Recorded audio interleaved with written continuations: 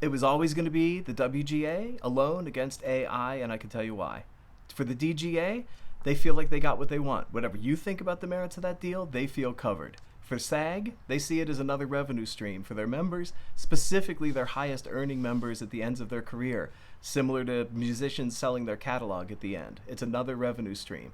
So what is the WGA going to do about it? Well, maybe number one, we should stop whining so much. We should stop posting about how they're going to destroy the industry and take away our jobs and do all those things. Because we should, number two, stand and fight. Bring it on. We've survived 3D, color, cable, streaming. We've survived everything. You know why? Because number three, the audience has a real connection with the writers, whether they know it or not.